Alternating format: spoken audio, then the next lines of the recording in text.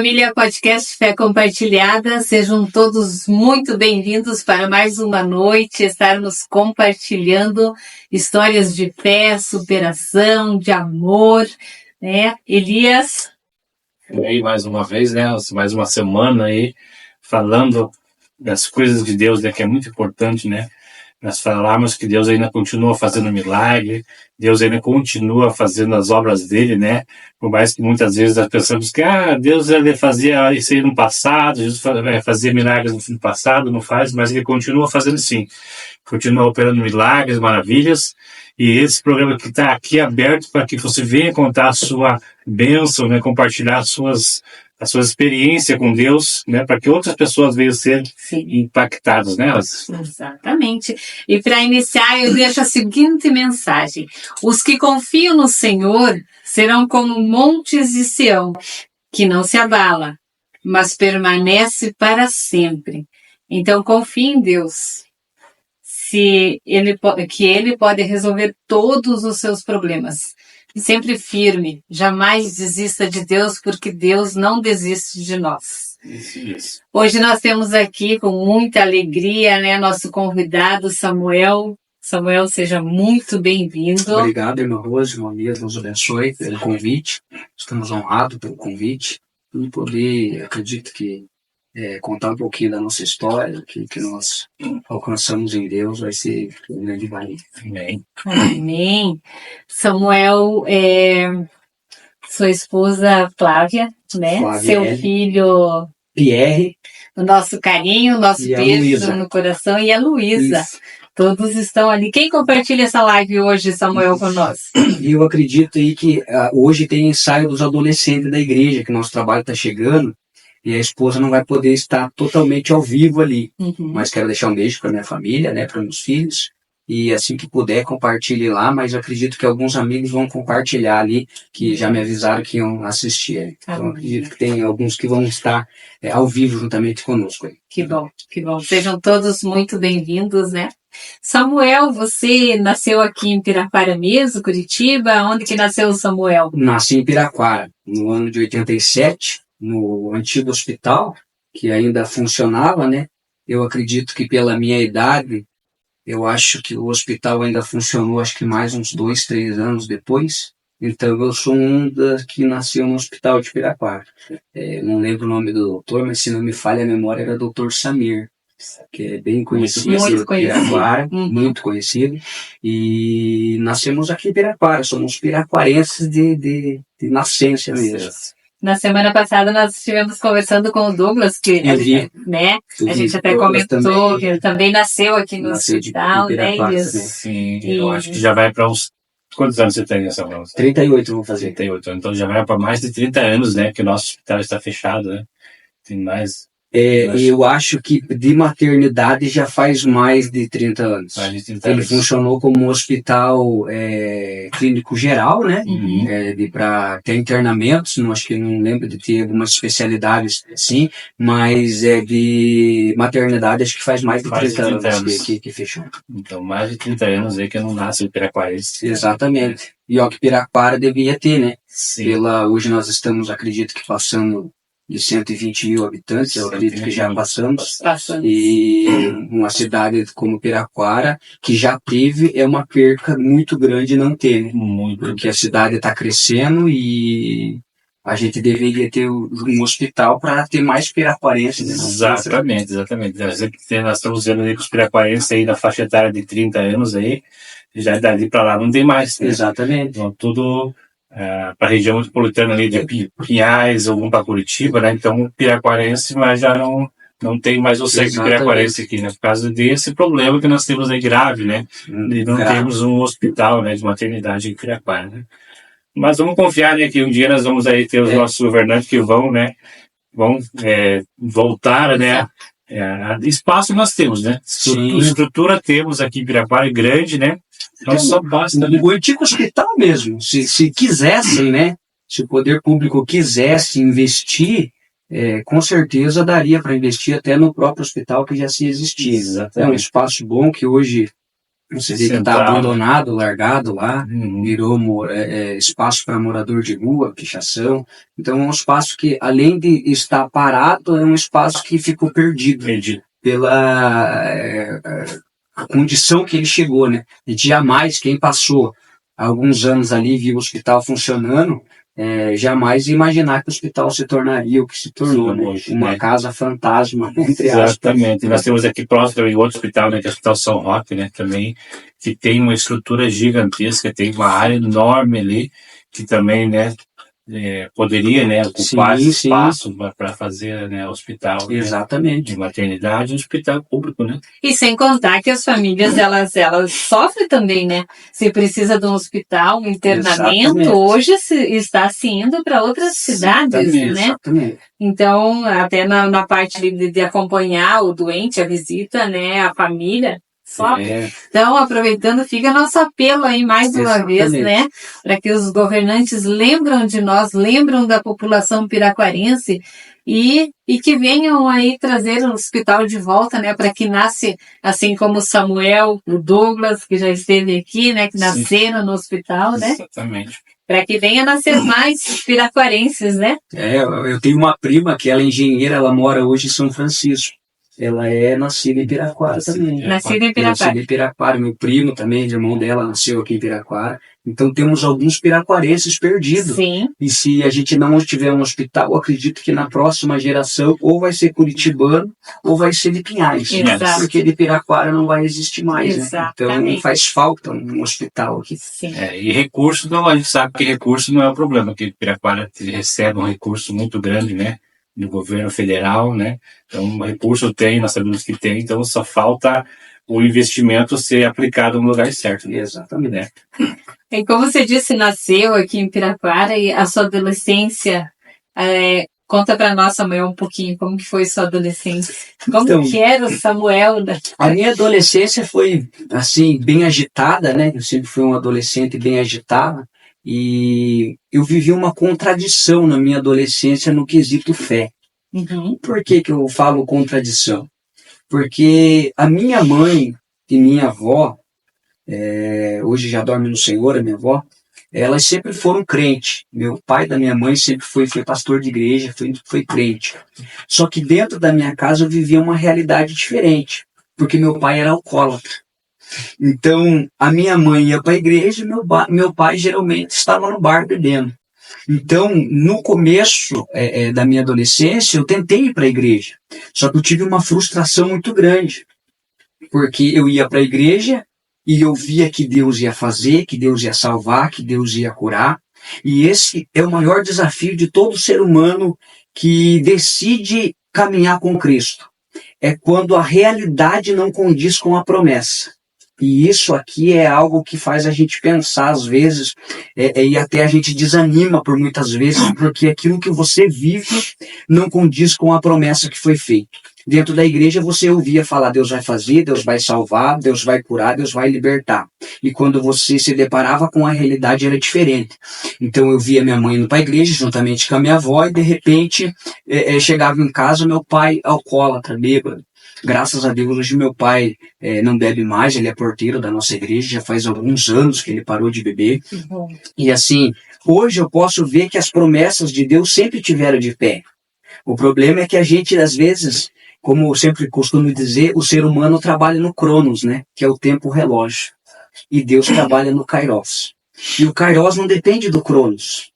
Porque o céu ele não está limitado ao tempo relógio 24 horas, 7 dias por semana, 30 dias por mês. Não. O céu ele trabalha em tempo integral, sem precisar de tempo cronos. E foi uma frustração porque de repente eu comecei a crescer e comecei a me deparar que aquilo que eu vivia parecia ser uma mentira. Porque o Deus que eu adorava na igreja parece que não estava dentro da minha casa numa integralidade, numa totalidade.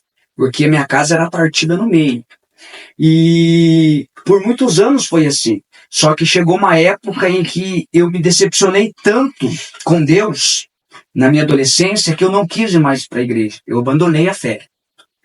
E foi numa das épocas que eu tinha, acho que acredito, dos 14, dos 15, eu voltei com 20 e poucos anos depois.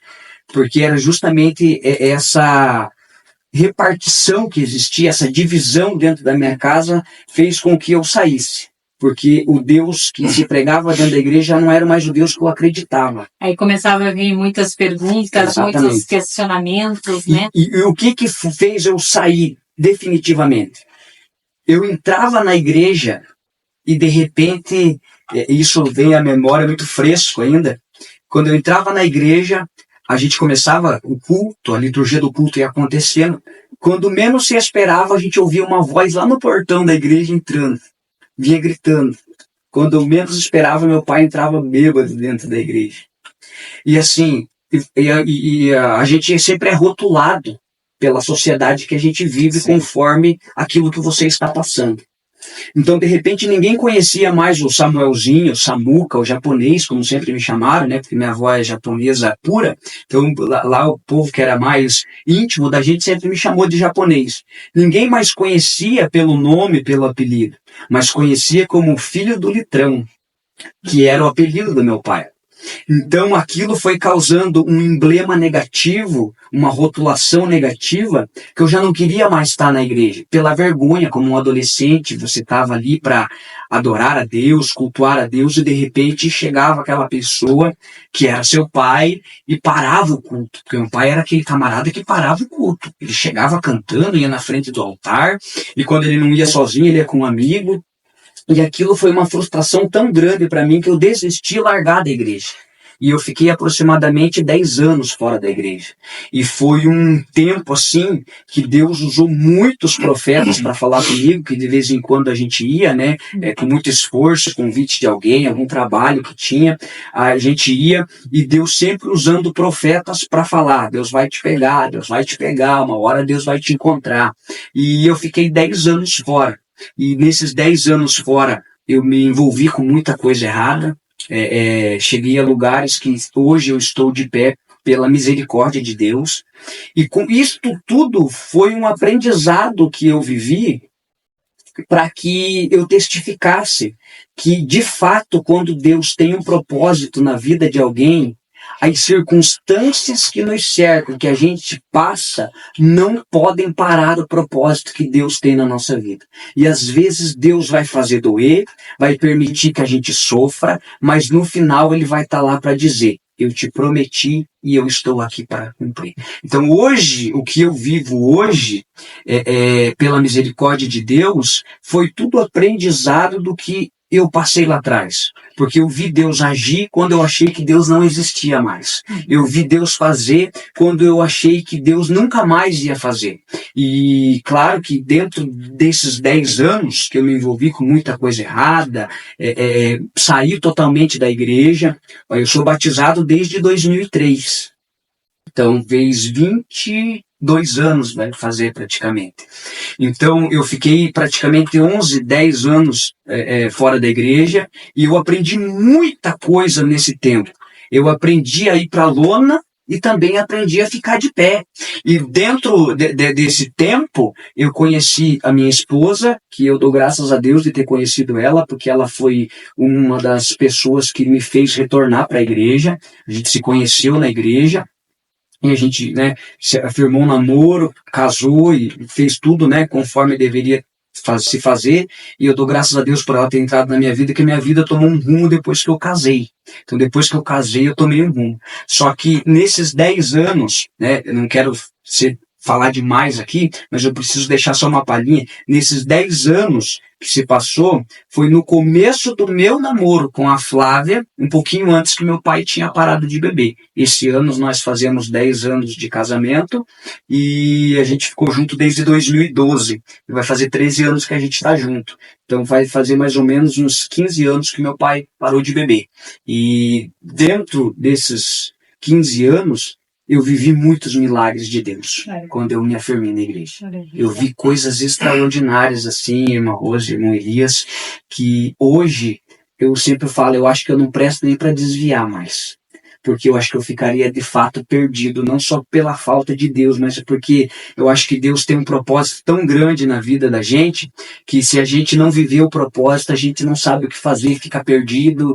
E hoje eu dou graças a Deus por estar onde eu estou, pela família que tenho, por Deus ter alcançado a minha família de uma maneira integral, meus irmãos, meus pais, minha mãe sempre foi crente, né, mas meu pai. Então hoje eu dou graças a Deus pelo lugar que eu estou hoje. A gente, né, Samuel falando sobre estar na igreja e muitas vezes chega ao ponto de criticar Deus, né? Chegou, né, falar, como é que eu estou na igreja vivendo uma coisa e na minha casa está sendo outra, né?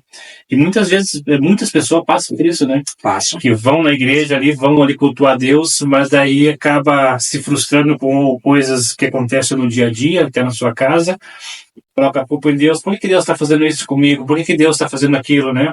Muitas das vezes Deus está preparando ali a pessoa, está fazendo ela passar por aquele problema para que venha moldar ela, né? Para que ela venha se preparar. Muitas vezes a pessoa até sai da igreja, né? Não vou dizer que foi Deus mesmo que fez com que a pessoa saísse, mas aquela saída da igreja fez com que ela venha perceber que o lugar dela não é ali, né? Que o lugar dela é na presença de Deus. Então, muitas vezes a pessoa sai da igreja, mas tem um momento certo ela voltar.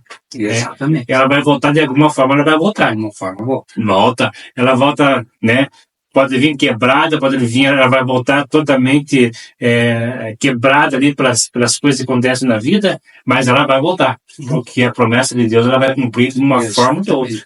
Né? Então Deus ele faz isso, com que a pessoa saia, mas ela fala assim, você vai, você está me questionando, né? Você está me questionando, você está querendo me colocar contra a parede, então você vai viver essas situações para que um dia você venha voltar e venha me agradecer, porque você passou por essas situações, né? E é um momento de crescimento, né? É um momento de você, eu passei por isso, passei por aquilo, então eu já tenho bagagem, já sei que aquele lugar é ruim, é errado, então eu não vou voltar mais para lá, porque a presença de Deus é o melhor lugar. A forja que Deus usa é diferente, né? Exatamente. E o ser humano, toda vez que o ser humano se frustra, em qualquer área, ele, para tentar causar, às vezes, uma situação mais confortável, ele nunca vai se colocar a culpa em si. Não.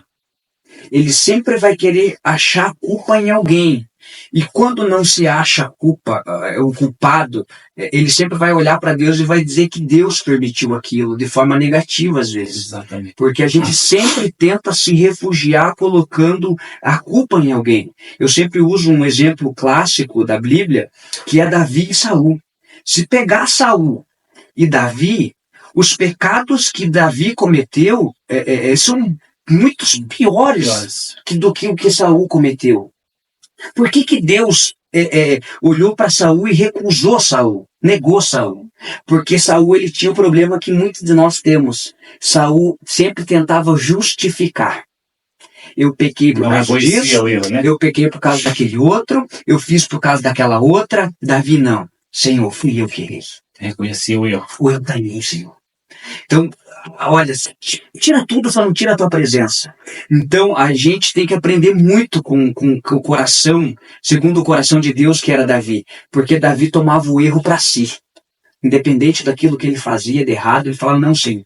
Por mais que ele errasse por causa dos outros, às vezes, a atitude dele fazia, não, Senhor, fui eu que fiz. Então, às vezes, a gente tem que aprender com Davi, que não adianta a gente querer justificar algumas coisas também.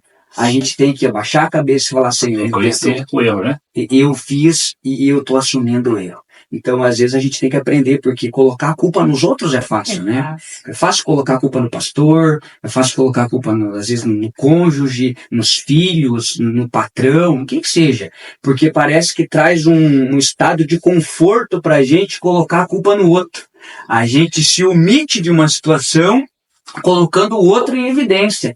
Mas se a gente for passar a peneira bem peneirado, a gente só é culpado de algumas coisas quando a gente olha para a situação e toma uma decisão errada na hora errada.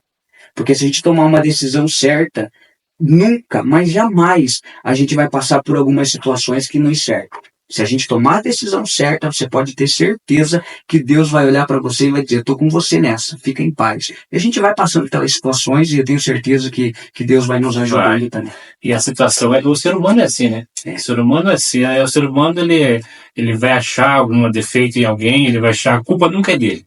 Sempre vai colocar a culpa. E o nosso Deus é o que tem as costas largas, né? É verdade. A culpa é Ainda sempre, bem que é bem larga, né? sempre jogada nas costas dele, né? Exatamente. Está acontecendo um problema na minha família foi porque Deus permitiu. Está acontecendo esse problema na minha vida porque Deus permitiu. Muitas vezes é a pessoa que procura aquilo. Exatamente. Ou quase que sempre, né?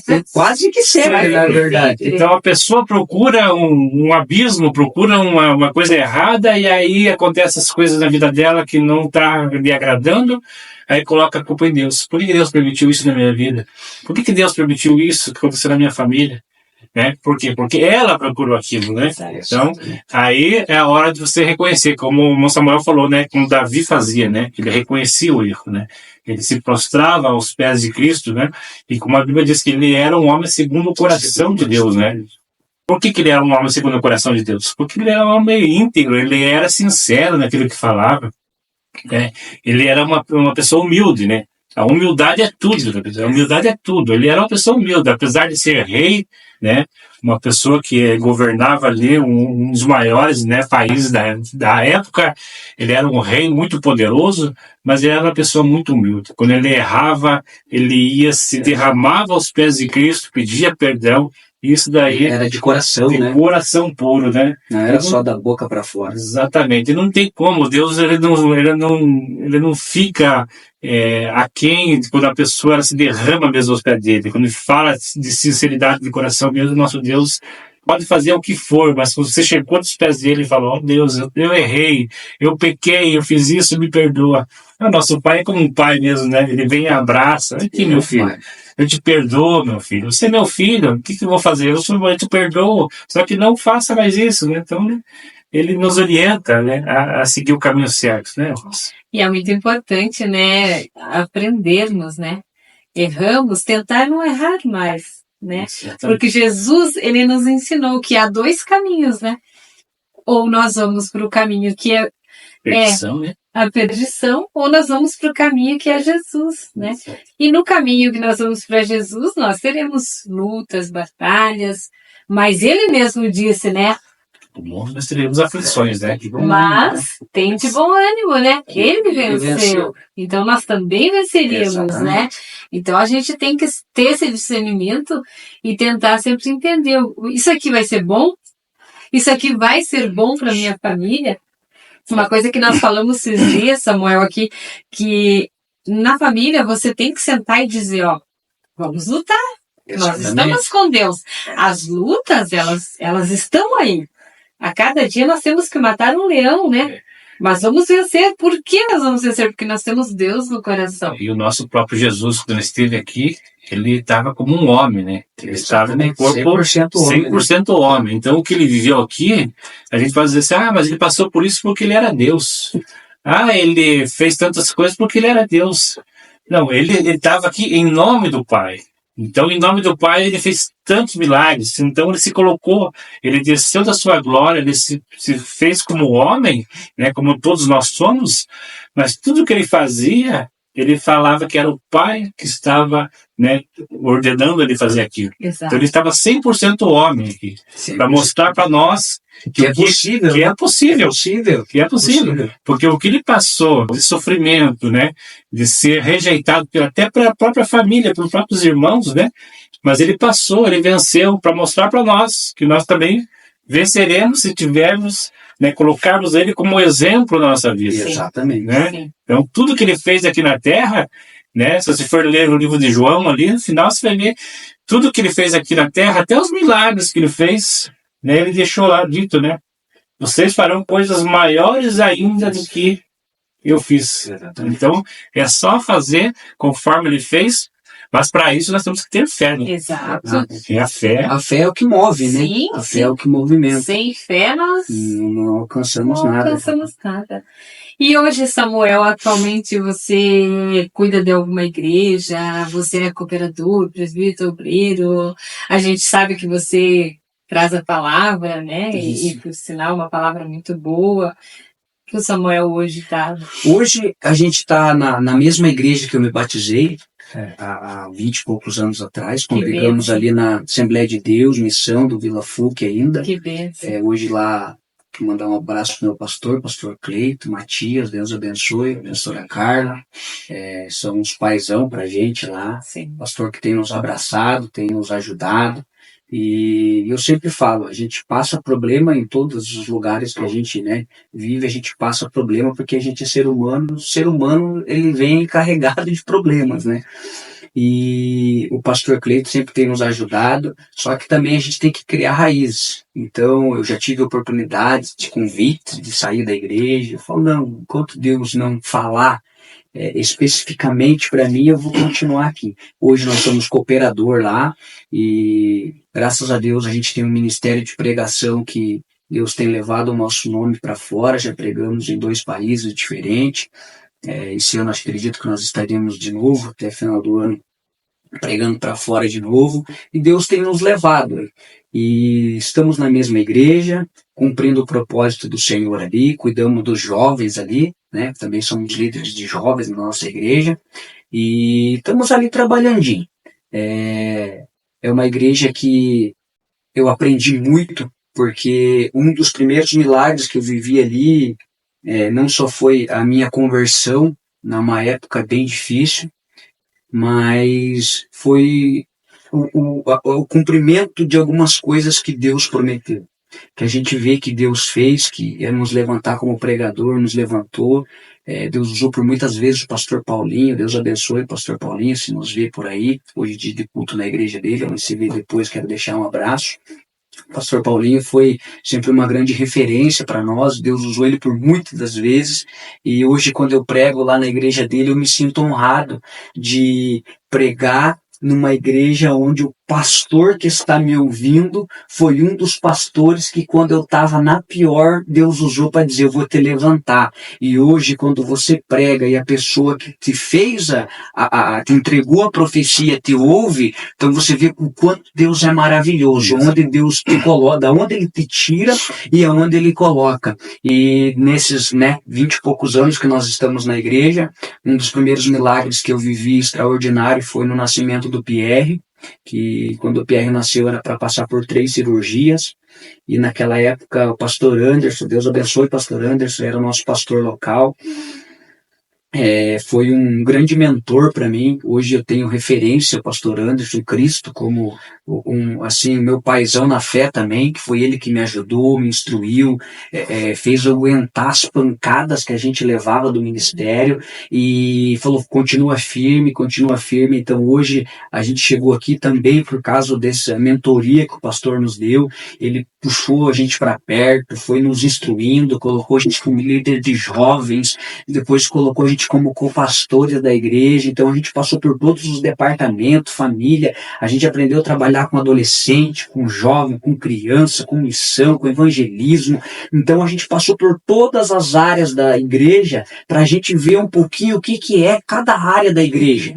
E aprendendo um pouquinho de cada área da igreja, Deus foi nos capacitando em outras áreas. Então a gente, quando estava na liderança de jovens, a Flávia engravidou, e a Flávia sempre teve muito medo de sapo, irmão. Ela tem fobia de sapo. De sapo. E um pouquinho antes do Pierre nascer, a gente já sabia que o rinzinho dele estava um mais alterado do que o outro.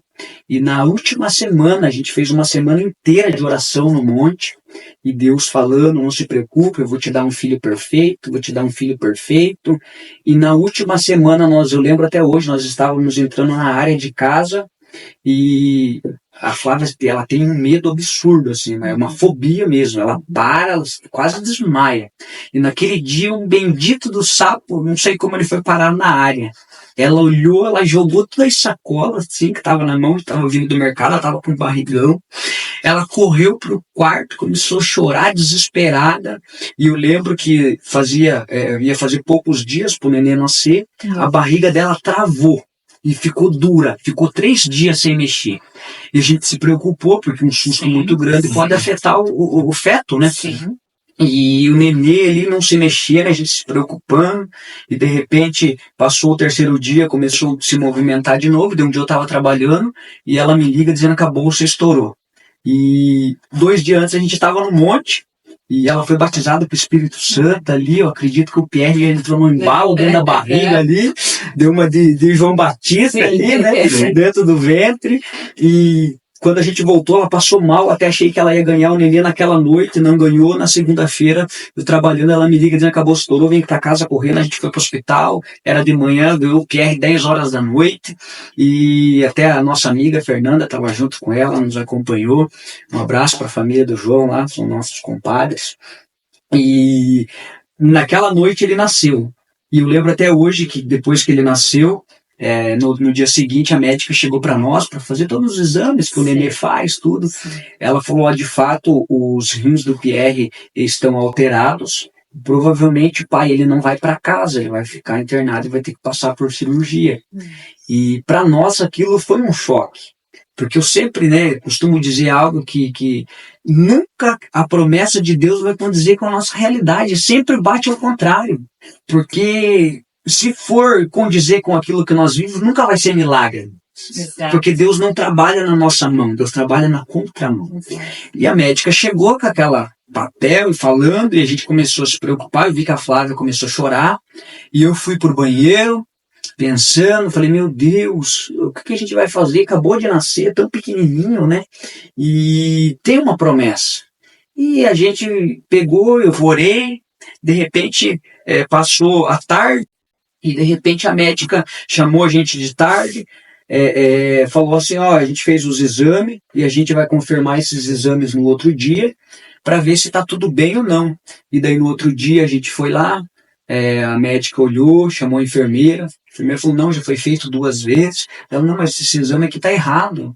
Porque ontem estava alterado, hoje está normal, então não está batendo. Você faz de novo? Ela falou, não, já foi feito 2 vezes para ter certeza que estava certo para a gente poder dar alta para a criança. E o Pierre recebeu alta, não precisou passar pela cirurgia. Então foi o primeiro milagre que eu vivi assim, irmão, que não condiz diretamente na minha vida, mas quando é filho, eu acho que toca mais do que na gente mesmo. E a gente trouxe o Pierre para casa, mas a gente tinha ainda algumas restrições, né? Porque por causa do susto que a Flávia teve, um dos testículos dele não desceu. Então tinha que ficar só uma bolinha. O outro é que a língua estava travada e os rins. E a gente se preocupando, né? O médico falou, volta daqui 6 meses, porque pode ser que por causa do susto não desceu, mas pode ser que desça. E quando, se eu não me engano, deu 9 meses do Pierre, a gente um dia trocando ele, a Flávia foi lá, né? Mexendinho ali, sempre tocando para ver se tinha descido ou não. De repente, ele, pai, tá aqui, ó. Ela chamou, né? O pai tá aqui, ó, desceu. A gente levou no médico, não precisou fazer a outra cirurgia. E a terceira cirurgia era da língua. Um dia a gente deu um brinquedo pro Pierre brincando, daqui a pouco a gente olhou para ele com a boca toda ensanguentada. Dá-lhe nós correr pro hospital. Chegamos no hospital, o médico começou a rir, porque ele falou que o Pierre tinha feito uma cirurgia que era para eles fazer. Ele, com o próprio brinquedo, ele cortou a língua e fez a cirurgia que precisava fazer. Então, concluindo o primeiro milagre, o Pierre, que era passar por 3 cirurgias, nunca passou por nenhuma. Fez agora 8 anos e nunca passou por nenhuma cirurgia, porque Deus colocou a mão. Então, esse foi um dos primeiros milagres que a gente viveu no nosso ministério, né?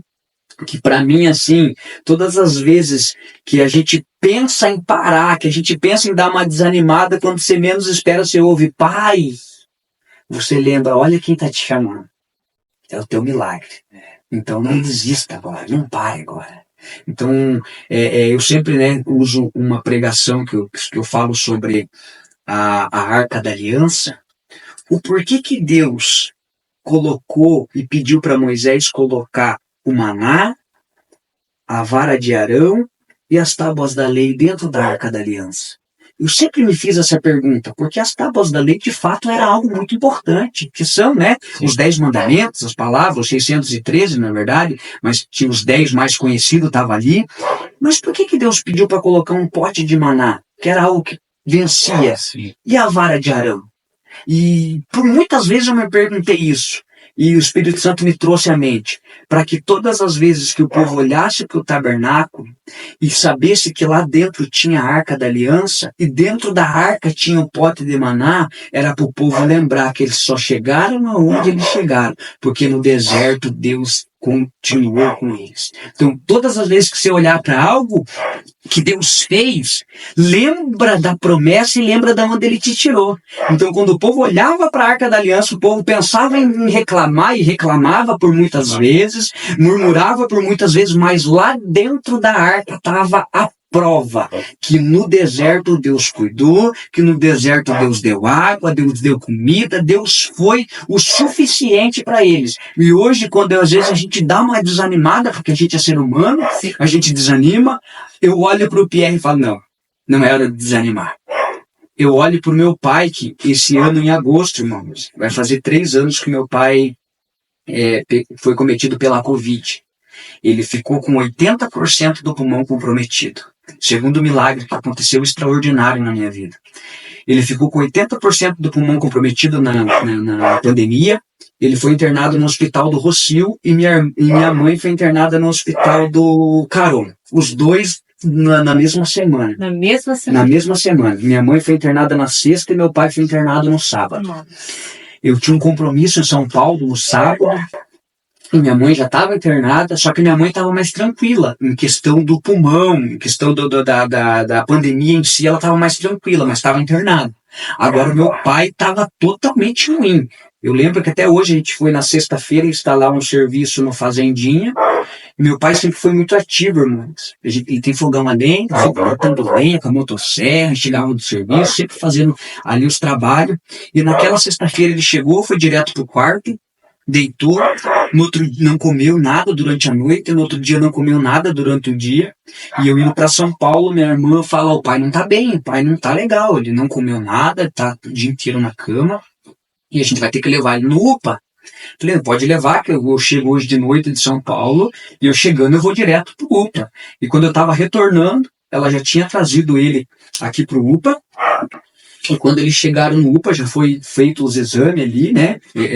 Os primeiros exames, já foi colocado em área de isolamento. E quando eu cheguei ali, eu lembro que a última visão que eu tive do meu pai ali no UPA foi ele na cadeira de roda, entrando na área de isolamento. E daí estavam tentando achar uma vaga para ele no hospital. E conseguiram, então, achar no domingo uma vaga lá no Hospital do Rocio. Para quem mora em Piraquara sabe que o Hospital do Rocio é totalmente longe para nós. Acredito que dá uns 70 quilômetros daqui para lá. E ele foi levado para lá. No domingo de madrugada, na segunda de manhã, a gente recebeu a notícia que ele estava lá. E na terça-feira, a minha irmã foi visitar ele junto com a minha prima. E quando foi lá para visitar ele, que na verdade era mais visitar o médico do que ele, né, porque não podia ver, foi confirmado pelos médicos que ele estava com Covid, a Covid dele já tinha tomado conta do pulmão dele, ele estava com 80% do pulmão comprometido, e 80%, né? E ele ia ser entubado na quarta-feira. E naquele dia, na terça-feira, quando eu vi que a minha irmã chegou e colocou o carro na frente de casa, eu já vi que ela estava chorando dentro do carro. Falei, a notícia não é boa pra gente. A notícia vai ser uma notícia ruim. Porque ela não ia voltar chorando se a notícia fosse boa. Sim. Quando ela desceu do carro, ela já desceu chorando, falando que a notícia não era boa, que o meu pai, né, o nosso pai ia ser entubado na quarta-feira. Ela termina de me falar. Meu telefone toca. Pastor Rodrigo, som da adoração. Grande abraço, pastor. Me liga. Irmão Samuel, você tinha uma agenda com a gente hoje aqui para pregar, e como minha tia congrega lá, ela tinha avisado, né, que meus pais estavam internados. Ele falou, eu sei que teus pais estão internados, e você não quer remarcar essa agenda para um outro dia? Falei, pastor, enquanto a gente cuida da obra, Deus cuida da gente. Amém. Eu vou pregar. Eu fui com um nó na garganta, irmão Luiz, porque eu não sabia o que pregar. De fato, eu não sabia o que falar. Porque esse aqui é o desafio do crente. É pregar cura enquanto a tua casa padece enfermidade. É pregar libertação enquanto a tua casa precisa de libertação. Esse é o desafio nosso. É você acreditar naquilo que você prega enquanto a tua casa não está vivendo, às vezes, o que você está pregando. Mas você acredita que Deus vai entrar com providência. E naquela noite, eu lembro até hoje, o tema da campanha era Jó 42:10. E Deus virou o cativeiro de Jó. Preguei aquela noite, foi uma noite gloriosa para mim, assim. Eu não sabia o que pregar, de repente Deus começou a usar a gente ali, pregamos com muita ousadia, os músicos foram batizados com o Espírito Santo, e no final da pregação eu caí de joelho na frente do altar. Com o olho fechado, alguém veio e pegou na minha mão, levantou minha mão para cima e disse assim: Deus manda te dizer que Ele está enviando 2 anjos agora. Falei, meu Deus, 2? Um só já fez muita coisa na Bíblia, imagine 2. Aí eu fiquei pensando, um para lá e outro para cá. Vim embora tranquilo, irmão, mas tranquilo. Parecia que meu pai e minha mãe nem estavam internados, de tão tranquilo que eu voltei naquela noite. Foi numa quarta-feira. O Rocio tinha visita na terça, na quinta e no sábado. Na quinta-feira vai eu de moto lá. Cheguei na recepção do hospital, eles chamavam pelo nome do paciente, aí gritaram: Adilson de Jesus Lima de Barros, né? Sempre brinco que meu pai tem Jesus até no nome, né?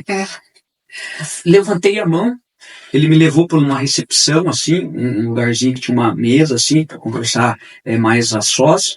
E dele falou: você é filho do seu Adilson? Eu falei: sou filho. Dele, então, nós temos uma notícia boa e uma ruim. Qual você quer saber primeiro? Eu falei: eu quero saber a ruim para ver se a boa ameniza depois, né? Falou: a ruim é que teu pai nunca mais vai respirar normal. Teu pai vai ficar dependente de oxigênio para sempre. Ele falou: teu pai foi fumante? Eu falei: foi por muitos anos. Aproximadamente uns 40 anos quase meu pai foi fumante. Daí ele, então, por causa, né, desse tempo, que teu pai fumou muito, o pulmão dele já não era 100%, e a Covid veio, 80%, o pulmão do teu pai tampou, fechou. Só que tem uma notícia boa, ele respondeu bem à medicação e ele não precisou ser entubado. Então, assim, a gente vai ver agora como que vai ficar, porque ele está usando o nível máximo de oxigênio, está usando 15 litros por minuto. E a gente vai ver o decorrer daqui para frente. E eu, daí, conversando com o médico, eu falei: doutor, não sei se o senhor acredita em Deus, mas eu sou crente, e ontem Deus falou comigo que meu pai sairia andando daqui. E eu acredito que meu pai vai sair andando daqui. Ele riu, né? Porque a medicina acredita naquilo que é palpável, né? E ele riu e falou: que bom que você tem fé, porque só fé para tirar teu pai dessa situação. Isso foi numa quinta-feira, irmãos. No sábado, minha prima estava morando em Campo Largo e para ela ficava perto e visitar ele. Ela foi visitar ele no sábado. De quinta para sábado, meu pai estava usando 15 e caiu para 10. De sábado para segunda, caiu para 2 litros por minuto. Nossa.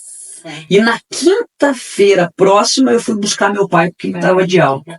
E ele saiu andando de lá. Então, agosto agora, são 3 anos desse milagre. 3 anos que Deus fez este milagre. Então, minha mãe saiu uma semana antes também. Graças a Deus, hoje os 2 estão bem. Meu pai nem sequela de Covid ficou pela situação que ele apresentou do pulmão. A gente perdeu amigos que estavam o pulmão muito menos comprometido, perdeu amigo com 30% do pulmão comprometido, outros com 50%, mas 80% para nós era inviável. E os médicos ficaram espantados, né, com a reação que meu pai teve de sair andando, não precisar de todo o oxigênio que falaram que ia ter, que precisava, e hoje eu dou graças a Deus por este segundo milagre que a gente viveu. A gente fala, o Samuel falou que ele leva a palavra, né, já prega em outros países e tal, né, e já perguntaram para nós, né, por que disso, né? Por quê? Qual que é o objetivo? Onde vocês querem chegar com isso? Um podcast. E aí eu pergunto para o irmão Samuel, qual que é o objetivo de levar, de pregar a palavra, né? A palavra de Deus. Qual que é o objetivo do cristão, né, de estar levando a palavra? Qual que é o seu objetivo com isso? Eu acho que o objetivo maior é ser obediente a uma frase simples que Jesus falou. E pregai o evangelho a todo mundo, a toda criatura. Porque evangelho, eu sempre falo isso, evangelho não é religião. Não. O evangelho é um estilo de vida, é um caráter, é uma conduta. Porque você pega hoje, eu sempre falo, né? E às vezes o pessoal acha que a gente é até ofensivo com isso. Hoje tem igreja para tudo quanto é gosto e até para quem não tem gosto nenhum. Mas o evangelho ele não muda. Não muda. O evangelho ele é perfeito. Porque você pega a história da igreja em tudo. Qual que é o papel do evangelho? É tirar as pessoas da escravidão que elas vivem. Então hoje, poucas pessoas podem bater no peito e dizer eu sou livre. Deus deu para todos essa condição. Jesus deu para todos. Mas poucas pessoas podem dizer eu sou livre. Porque muitas estão amarradas e embaraçadas nas coisas desta vida. E sofrendo. E sofrendo. A grande maioria sofrendo. A grande maioria sofrendo. Porque o evangelho é isso. É você às vezes não estar andando no melhor carro. Você não está morando na melhor casa. Você não ter a melhor condição de vida que você gostaria de ter. Mas quando você olha para dentro de si, você sente paz com o pouco que você tem. E com as lutas que você passa, você consegue sentir paz.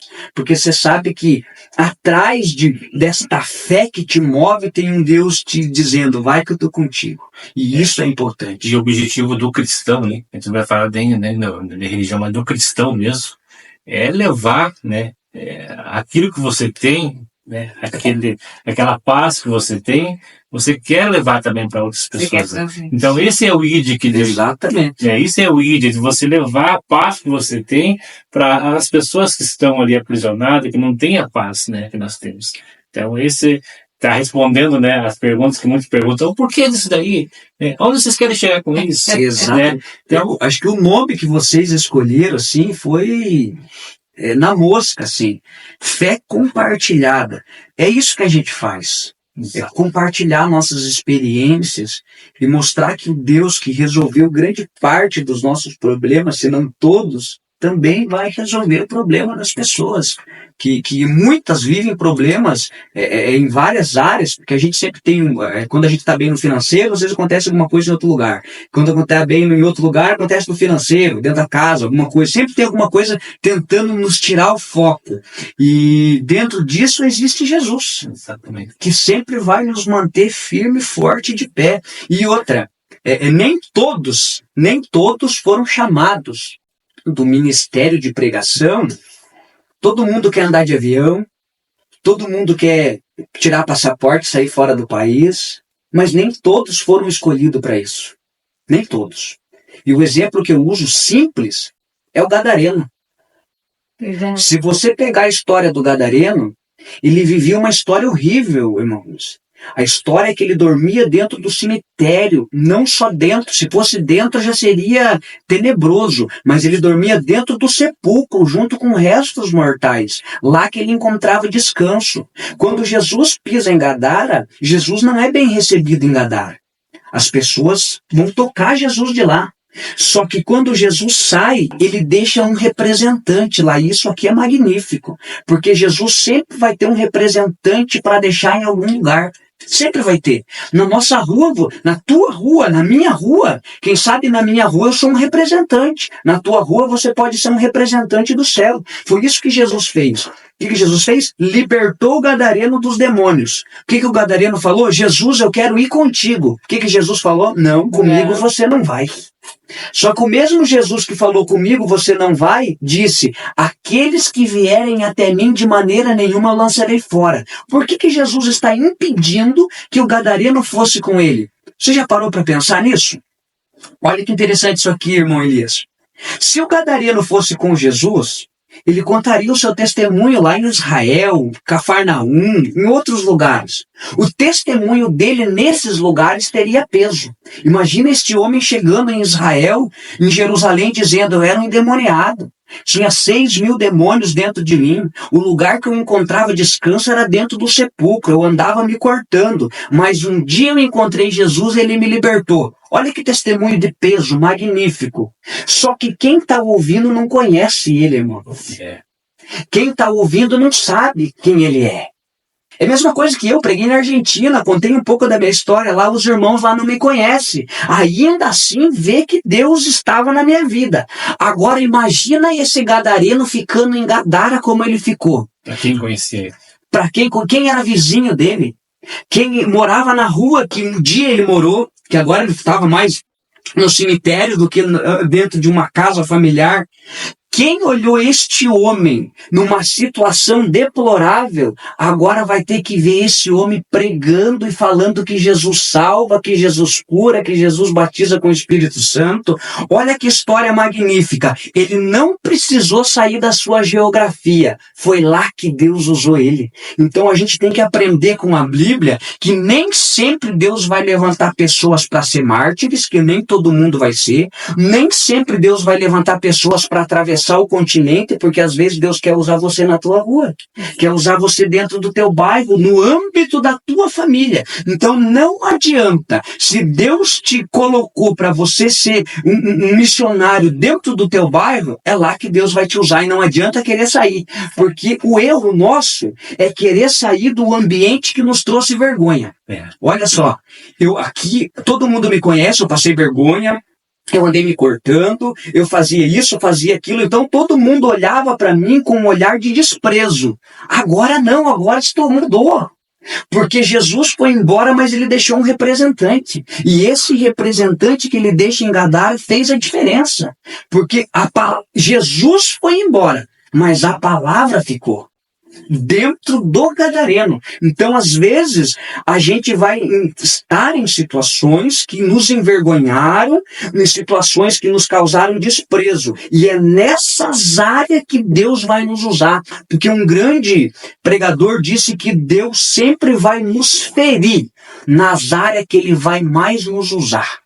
Por quê? Porque a gente vai ter experiência para contar sobre aquilo ali. Exatamente. Então, isso que o Samuel está falando, que muitas vezes as pessoas dizem, eu sou crente, eu sou cristão, então eu tenho que levar, eu tenho que pregar, eu tenho que ir. Mas ele está explicando, nem todo mundo foi chamado, né? Para ir pregar a palavra, para ir, né? Fazer o evangelismo lá, ir lá quando nós tivemos aqui um menino, né, que fazia, né, evangelismo, faz, né, no Amazonas, né, então ir lá no meio da selva, no meio dos índios, lá pregar o evangelho não é para qualquer um. Não é para qualquer um. Não é assim, porque eu sou cristão, agora eu tenho que levar. Não, Deus vai levantar a pessoa certa para fazer a obra dele.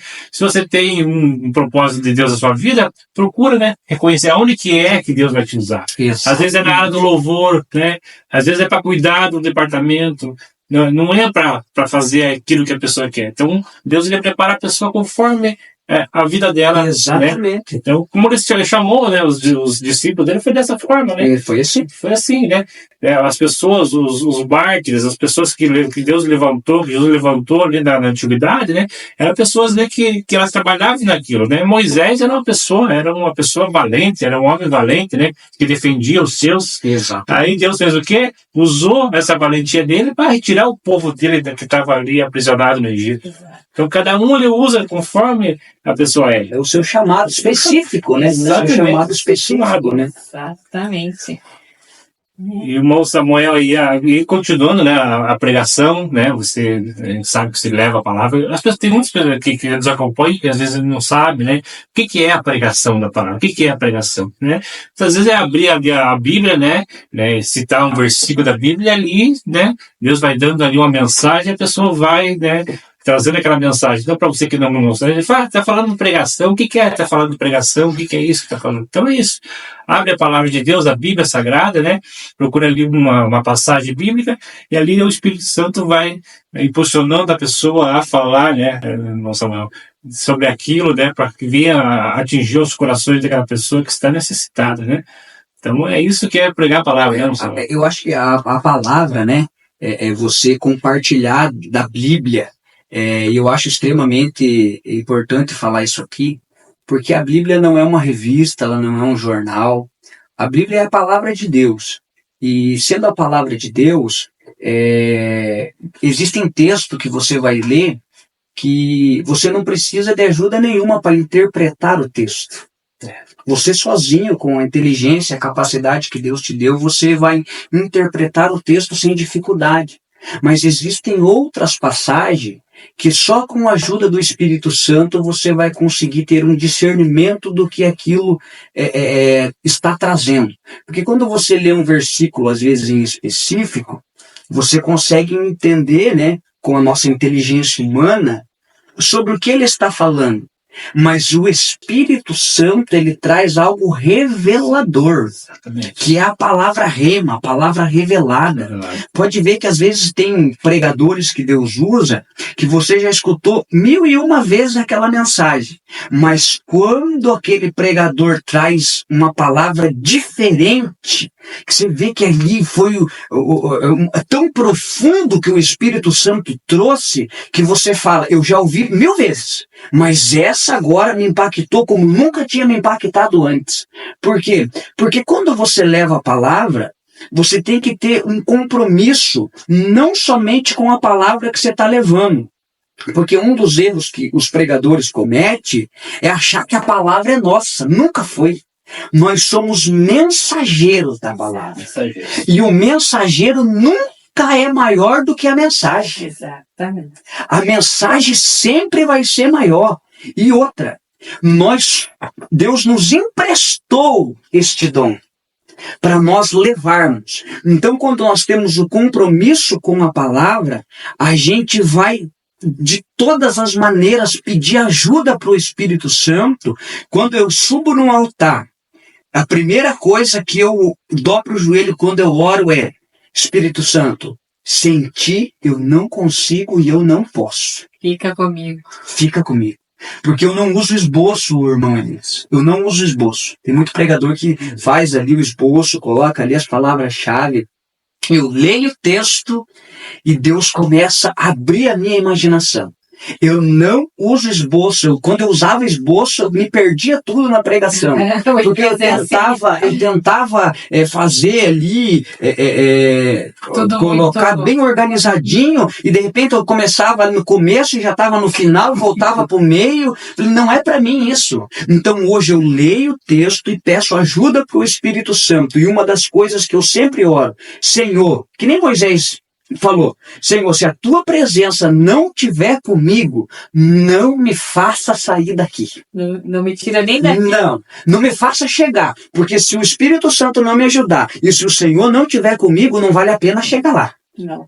Porque se for falar para mim coisas minhas, então não vale a pena eu ir. Exato. Porque eu sou muito falho. Agora, se o Espírito Santo estiver na retaguarda, eu vou fazer você lembrar da palavra que você leu, eu vou trazer uma palavra revelada para você. Opa, então se Deus é comigo, o Espírito Santo é comigo, vai na fé que vai dar certo. Aí o Espírito Santo ele vai mostrando pra gente a palavra tem que ser direcionada, tem que ser para engrandecer o nome dele. Né? Exatamente. Porque ele deve ser adorado, ele deve ser exaltado, é o nome dele. Então, muitas vezes a pessoa prega, nossa, preguei bonito, né? Falei bem.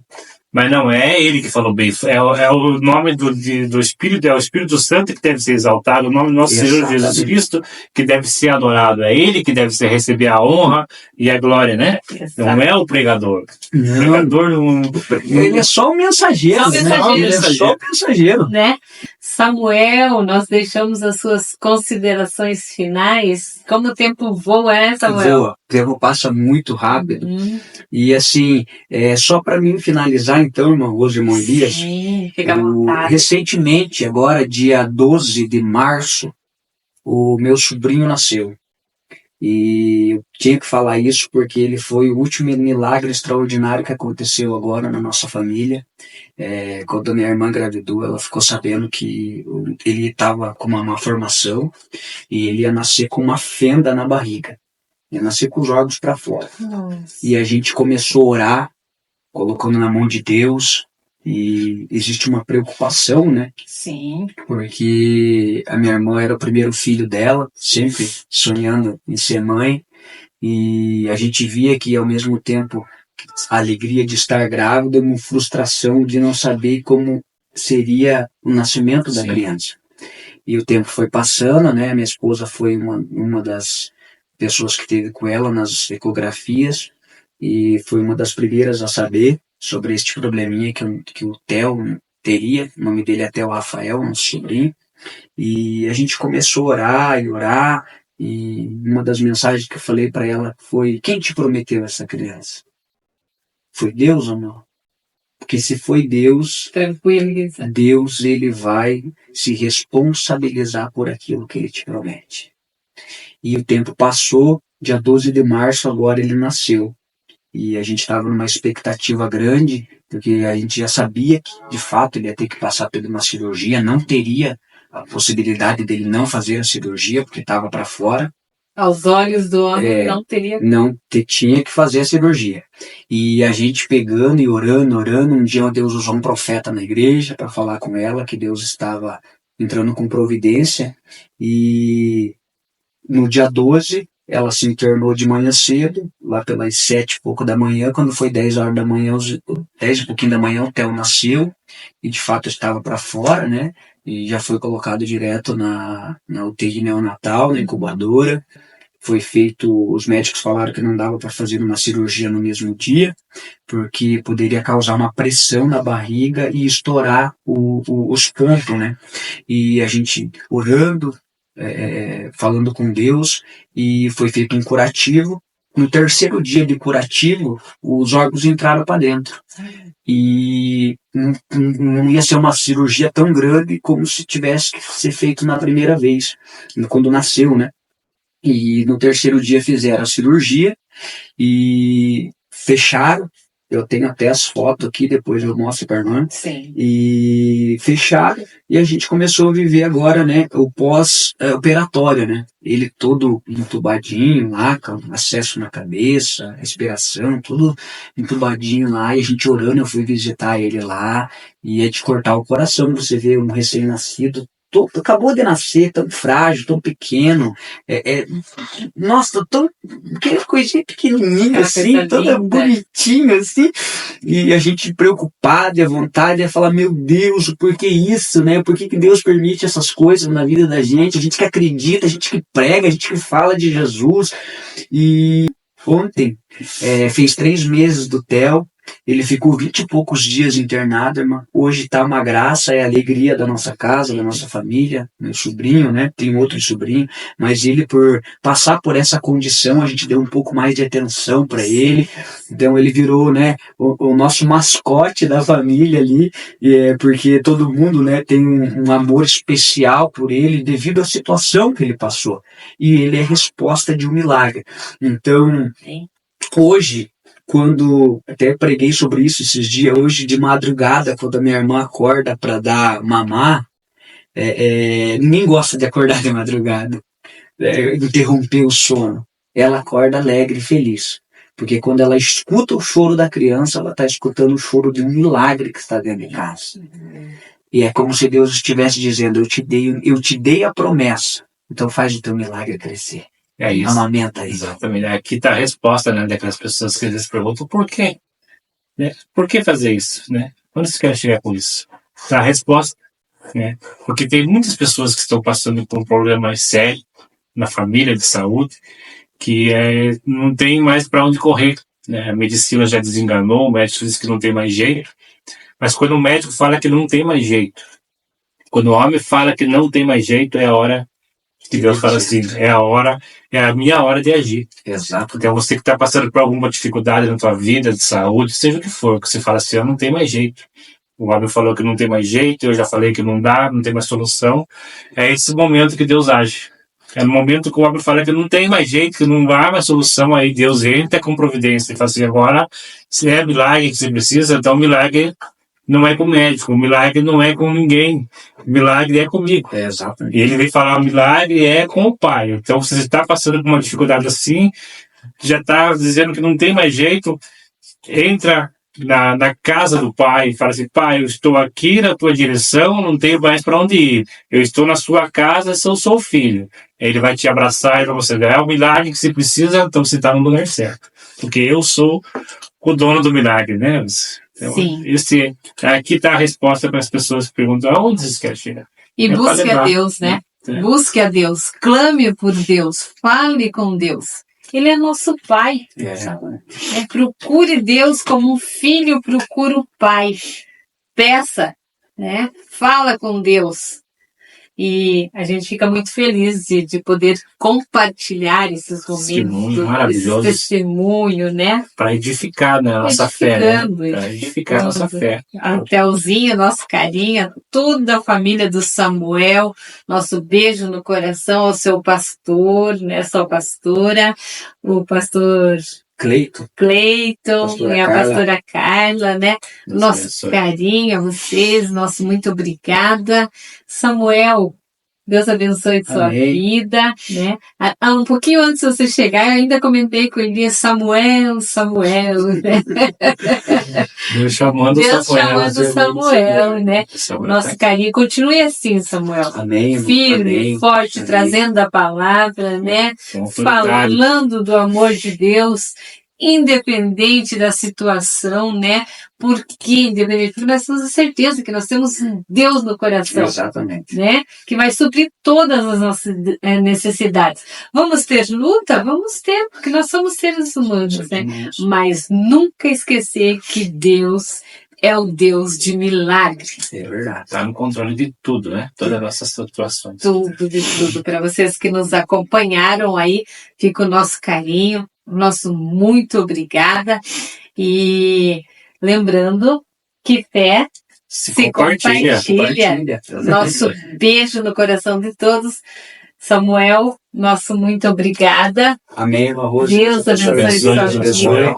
Eu que agradeço aí o pessoal que esteve nos assistindo, nossos amigos. É bom compartilhar essas coisas, né? Às vezes as pessoas veem a gente de longe e não sabem da história que a gente tem. Isso que a gente contou um pouquinho só, né? Daquilo que Deus fez na nossa vida. Tem outras coisas, muitas outras coisas que Deus fez e a gente está de pé pela graça do Senhor Jesus. E se eu puder deixar uma frase para você, que hoje é uma frase que eu sempre uso. Deus, ele é o único que transforma lugares comuns em lugares extraordinários. Às vezes o que você está precisando é de Deus na sua vida para mudar a história, o rumo da tua casa, o rumo da tua vida. E se ele entrar aí, eu sei que ele vai mudar totalmente a circunstância, porque é isso que ele faz. E milagre não se explica, né? Milagre se vive. E se milagre se explicasse, não seria milagre. Deus, ele trabalha na contramão da visão humana, né? Então hoje nós vivemos milagres, né? Não conseguimos explicar como acontece, mas a gente viveu e está aqui para compartilhar. Deus abençoe. Amém. Lembrando que fica aqui nosso convite, né? Ao vivo aqui com o Samuel, no aniversário do podcast Fé Compartilhada. Samuel, fica aí convite para você voltar aqui. Amém. Todos que estiveram com nós no decorrer desse tempo vão voltar. Amém. E vão se alegrar junto conosco. Vamos fazer uma grande festa aqui nesse dia, né? Amém. Todos que estiveram aqui nesse um ano, né? Vão estar aqui muitos, né? Nós falamos de várias tribos, né? Reunidas, né? Falando de um só objetivo, né? Que é levar o nome de Deus, né? Para outros lugares, né? Porque aqui nós não temos placa, né? Nós temos aqui falar do amor de Deus. É Ele que deve ser exaltado, adorado. É isso que nós devemos fazer aqui. Né? E nesse dia nós vamos estar aqui se alegrando juntamente com todos, né? Exatamente. A vocês, as 162 pessoas aí que nos acompanharam, nosso carinho, nosso muito obrigado. Vamos dar um tchauzinho, pessoal? Deus abençoe. Tchau, pessoal. Deus abençoe.